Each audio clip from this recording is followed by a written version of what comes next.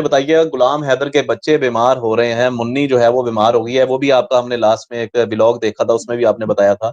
वो भी बड़ी शदीद बीमार है, उसके हाथ पे जो है बरनोला भी लगा हुआ है। क्या समझते हैं, गुलाम हैदर तड़प भी रहा है, रो भी रहा है। कल रात को भी हमने एक इंटरव्यू में देखा, वो तड़प रहा था, रो रहा था। कब तक उसके बच्चे उसे किस तरीके से वापस मिल जाएंगे? आप क्या समझते हैं, ये मामला सियासी है? क्या इस मामले को सियासी तरह से हल किया जा सकता है? क्या ये दो देशों के दरमियान लड़ाई का मामला है? क्या कहते हैं आप इस पे? एपी सिंह साहब का जो रवैया है और एपी सिंह साहब ने जो मेरे मुल्क के नाम नारे लगवाए, मेरे सिटीजन से, मेरे बच्चों से नारे लगवाए, मेरे मुल्क के जो है वो मुझे बड़ा उसका दुख है। सर मुझे बताइए, गुलाम हैदर के बच्चे बीमार हो रहे हैं। मुन्नी जो है वो बीमार हो गई है। वो भी आपका हमने लास्ट में एक ब्लॉग देखा था, उसमें भी आपने बताया था। वो भी बड़ी शदीद बीमार है, उसके हाथ पे जो है बरनोला भी लगा हुआ है। क्या समझते हैं, गुलाम हैदर तड़प भी रहा है, रो भी रहा है। कल रात को भी हमने एक इंटरव्यू में देखा, वो तड़प रहा था, रो रहा था। कब तक उसके बच्चे उसे किस तरीके से वापस मिल जाएंगे? देखें, गुलाम हैदर साहब मजबूर है, सऊदी अरेबिया में है। जी। सऊदी अरेबिया में कफीलों के वो हत्थे चढ़ा हुआ है, उनके जी। पासपोर्ट जब्त है। जब तक वो वहां से आज़ाद नहीं होता है, अभी तो खैर वो आज़ाद वीज़ा पर भी है, लेकिन यहाँ पर थोड़ी पेचीदगी है कानून की। पाकिस्तान में कानूनी जी सर। कार्रवाई हम कर रहे हैं। जब तक के कानूनी कार्रवाई यहाँ पर कंप्लीट नहीं हो जाती, तब तक मैंने गुलाम हैदर को रोका हुआ है कि आप फिलहाल सऊदी अरेबिया में रहें। कंप्लेनेंट जी सर। आपके फादर हैं यहाँ पर। हम केसेस को परसू कर रहे हैं, हम ऑफिस में जा रहे हैं। और रिसेंटली बहुत ही जल्दी हम इंडियन हाई कमीशन जाएंगे, पाकिस्तान फॉरेन मिनिस्ट्री जाएंगे। गुलाम हैदर साहब के वालिद हमारे साथ होंगे।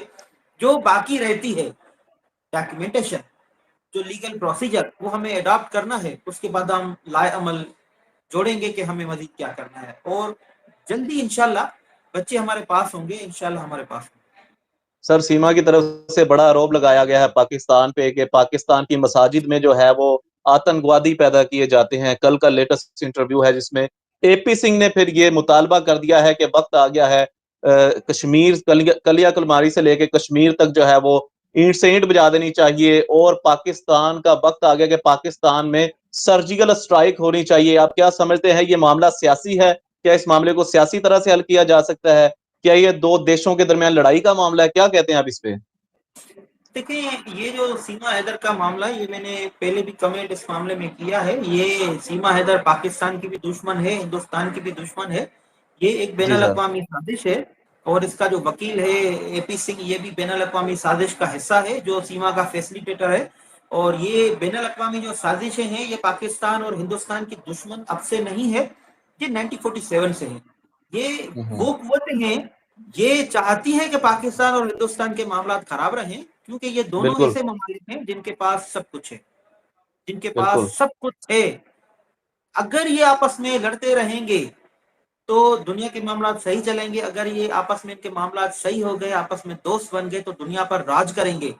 ये चाइना को बीट करेंगे, ये अमेरिका को बीट करेंगे, रशिया को बीट करेंगे, ये पूरी दुनिया पर राज करेंगे ये दोनों ममालिक। ये दुनिया के वो बड़े थिंक टैंक से ये नहीं चाहते हैं। तो ये 1947 से पाकिस्तान और हिंदुस्तान के खिलाफ साजिश हो रही है। तो ये सीमा जो हैदर है, ये उस साजिश का हिस्सा है।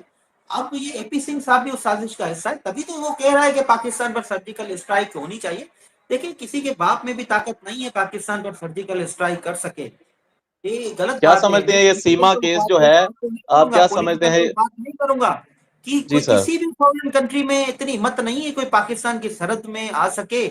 बिल्कुल। हम में किसी भी मुल्क की बात नहीं कर सकता, लेकिन उनको भी ये कहना नहीं चाहिए। हमें एक सॉवरेन कंट्री है, हमें पता है हमारा दिफा क्या होता है, हम दिफा कैसे करते हैं। हमारी आर्म्ड फोर्सेस, हमारी इंटेलिजेंस, वो वो एक शेर की तरह है, वो एक शाहीन, एक बाज की तरह है ये। बेशक खैर, मैं बेशक। इन बातों में तो नहीं जाना चाहता। हमारे सही बात है। हिंदुस्तानी भाई हैं, हम हिंदुस्तान की रेस्पेक्ट करते हैं। हमारे जो अब्बा अजदाद जो थे, वो तो हिंदुस्तानी थे ना। हम बेशक कभी भी बेशक। लड़ना नहीं चाहते हिंदुस्तान से, हमारी कभी भी सही ख्वाहिश बात है। नहीं है हिंदुस्तान से लड़ने की। हम तो हिंदुस्तानियों से मोहब्बत करते हैं, हम तो हिंदुस्तान से मोहब्बत करते हैं। लेकिन कुछ लोग ऐसे, एपी सिंह जैसे जो लोग हैं, ये नफरतें फैलाते हैं हिंदुस्तान और पाकिस्तान के दरमियान।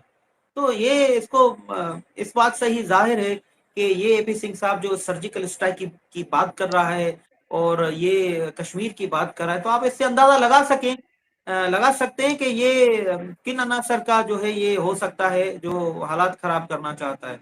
एपी सिंह साहब का जो रवैया है और एपी सिंह साहब ने जो मेरे मुल्क के नाम नारे लगवाए, मेरे सिटीजन से, मेरे बच्चों से नारे लगवाए, मेरे मुल्क के जो है वो मुझे बड़ा उसका दुख है।